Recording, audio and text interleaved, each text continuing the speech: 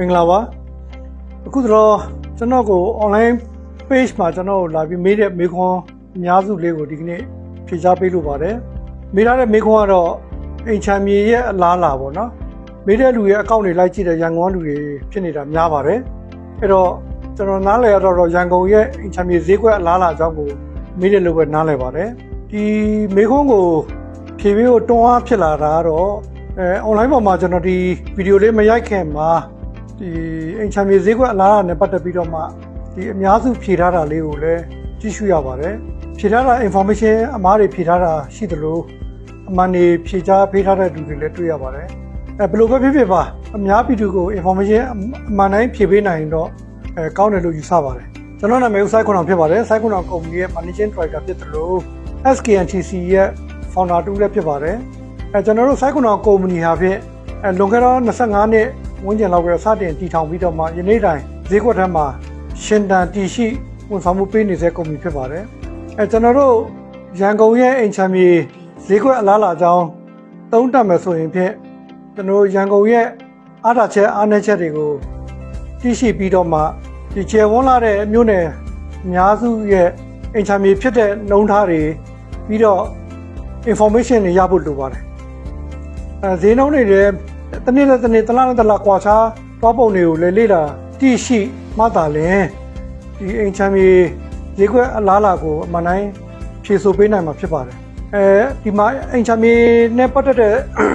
ဒီရန်ကုန်မြို့ရဲ့ဈေးကွက်အလားအလာဆိုရင်ရန်ကုန်မြို့ဟာဆိုရင်ဖြင့်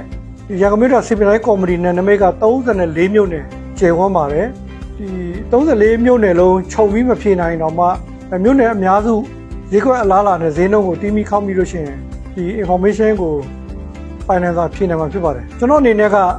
နေ့တိုင်းဒီဈေးကွက်ထဲမှာထိတွေ့နေပြီးတော့မှကျွန်တော်ပန်ရဖြတ်အကြံပေးအနေနဲ့လည်းလောက်ကန်နေတူဖြစ်ပါတယ်ဈေးကွက်ကိုမျက်ခြေမပြတ်ဈေးနှုန်းကိုမျက်ခြေမပြတ်အမြဲတမ်းထိတွေ့နေတူတယောက်အနေနဲ့ကတော့ခုနပြောတဲ့ရန်ကုန်မြို့ရဲ့အိမ်ချမ်းမြေအားသာချက်အားနည်းချက်နဲ့အတူဒီဘယ်မြို့နယ်မှာဖြစ်ဘယ်လိုအားသာချက်ရှိတယ်ဘယ်မြို့နယ်မှာဖြစ်ဘယ်လိုအားနည်းချက်ရှိတယ်ပေါ့နော်ဒီမှာကျွန်တော်ဒီကနေ့နည်းနည်းမျှဝေပေးချင်တာကတော့ဒီ34မြို့နယ်ထဲမှာထူးထူးခြားခြားရေးကွက်အနေနဲ့ဥဆောင်နေတဲ့နေရာကတော့တကုံ4မြို့နယ်ဖြစ်ပါတယ်တကုံ4မြို့နယ်ထဲမှာမှမြောက်တကုံဟာပို့ပြီးတော့ထူးခြားတဲ့မြို့နယ်လို့ဆိုရပါမယ်ဘာလို့လဲဆိုတော့မြောက်တကုံဟာဒီတင်ကန်းကျွန်းနဲ့လည်းဆက်ဆက်နေတယ်တောင်ဥက္ကလာမြို့နယ်နဲ့လည်းဆက်ဆက်နေတယ်တွားရီလာကြီးလည်းဆင်ပြေတယ်နောက်တစ်ခုမြောက်တကုံရဲ့အားသာချက်ကမြို့ကနောက်မှတည်တဲ့မြို့ဖြစ်တဲ့အတွက်ကြောင့်မလို့မြို့ကွက်ရိုက်ထားတာလှပါတယ်ဥပမာလမ်းတွေက4000ကျပါတယ်တစ်ပင်တွေပေါ်ပါတယ်လူနေထူထပ်တိတ်တီးမှုကဒီ develop ဖြစ်ပြီးသားမြို့နယ်တွေဆာလို့ရှိရင်တော့တိတ်တီးမှုနည်းတယ်လို့ပြောလို့ရပါသေးတယ်ဒါကြောင့်မလို့မြောက်တကုံမြို့နယ်ထဲမှာဘယ်တော့ဘယ်လာအဆင်ပြေပါတယ်trouble jam မဖြစ်ပါဘူးပြီးတော့လူနေမထူထပ်တဲ့အတွက်ကြောင့်မလို့နေရထိုင်ရတာအဆင်ပြေပါတယ်တစ်ပင်များတဲ့ပုံမှာလေကောင်းလေတန်းလည်းရပါတယ်မြောက်တကုံမြို့နယ်ထဲမှာမှအခုနောက်ပိုင်းအင်မတန်ခေတ်စားလာတဲ့နေရာလေးတွေကတော့ဒီရွှေပင်လုံးအိမ်ယာဖြစ်ပါတယ်ဘာလို့လဲဆိုတော့ရွှေပင်လုံးအိမ်ယာဟာဖြင့်security ကောင်းတယ်နောက်ဈေးရုံဈေးခန်းကျောင်း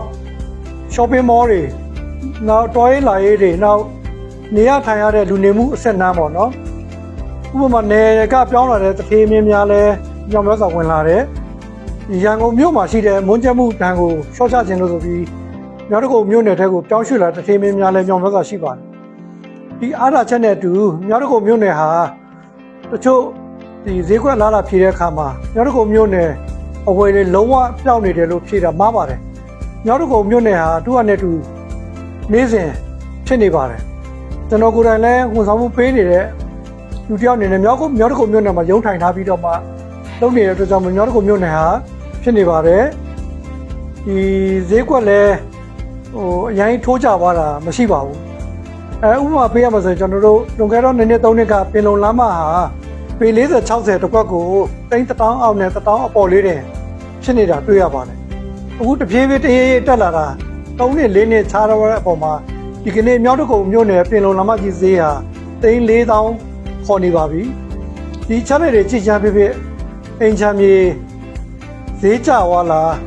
ဝယ်သူပြောက်နေလားဆိုတော့ဒါတွေတစ်ခုချင်းစီတုံးတက်ခြင်းအဖြစ်တိရှုနိုင်ပါတယ်ဒါကြောင့်မို့အချုပ်အနေနဲ့ကျွန်တော်ပြောချင်တာကတော့ရန်ကုန်မြို့အိမ်ချမ်းမြေအလားလာကောင်းပါတယ်ဥပမာနိုင်ငံရေးရတော်၎င်းငလင်ဘေးတော်၎င်းရန်ကုန်မြို့ကလွတ်နေတဲ့အတွက်ကြောင့်မလို့နယ်ကကြောင်းရွှေ့လာတဲ့တထေးမင်းများညများစွာရှိပါတယ်သူတို့နိုင်တဲ့ငွေနဲ့သူတို့သုံးနိုင်တဲ့ဘတ်ဂျက်အလိုက်ရောင်းဝယ်ဖြစ်နေပါတယ်မဝယ်နိုင်တဲ့လူကလည်းမြောက်တကုတ်မြို့နယ်မှာလာရောက်ငားရမ်းပြီးလောက်ကင်နေတာလုပ်ငန်းတွေလောက်ကင်နေတာလည်းတွေ့ရပါတယ်ဒါကြောင့်မလို့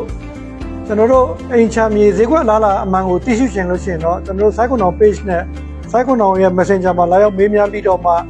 စုံစမ်းနိုင်ပါတယ်ကျွန်တော်တို့မြောက်တကုတ်ရုံးခန်းကိုလည်းခွဲပြီးတော့ဖွင့်ထားပါတယ်လိပ်စာကတော့မ19နဝရနင်းစီလန်29ရက်ကွယ်ရွှေပင်လုံအရာအပိုင်း3မှာကျွန်တော်တို့မြောက်တကုတ်ရုံးခွဲဖွင့်လှစ်ထားတဲ့အတွက်ကြောင့်မလို့အချိန်မျိုးလူကိုယ်တိုင်၎င်းဖုန်းနဲ့တော့၎င်းမိမိဝယ်လိုတဲ့နေရာကိုမိမိဈေးကွက်တိလိုရာကိုလာရောက်မေးမြန်းစုံစမ်းနိုင်ပါတယ်အားလုံးကိုကျေးဇူးတင်ပါတယ်